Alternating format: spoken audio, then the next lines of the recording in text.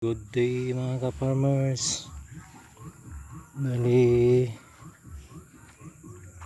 7 days after 7 days na after transplanting itong ano ko guys, black rice.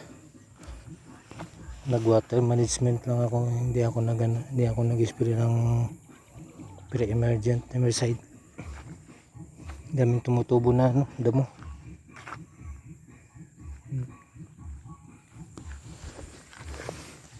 Buhay na sila.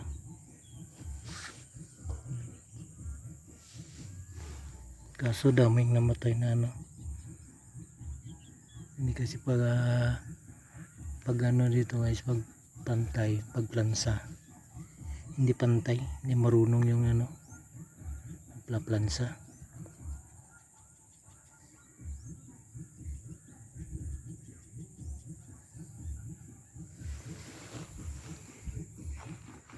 After 10 days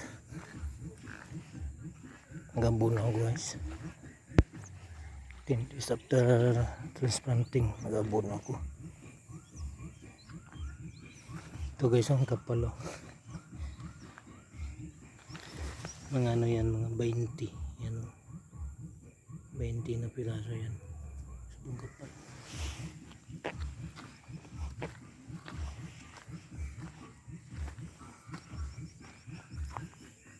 Mag-spray ako ng dito guys, chip 1.8 yung isang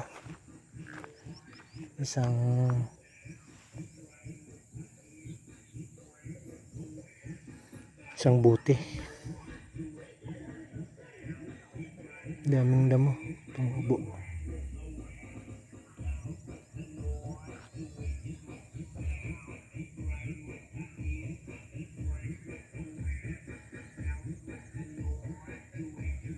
Patubig na rin sila dyan, bila black rice din dyan guys, yung direct seeding.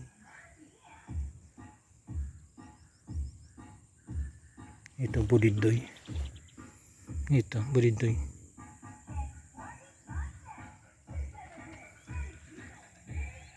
Apa na dito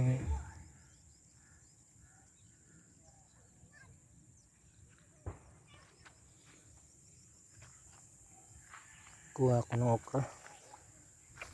May mga tanim ako dyan okra eh.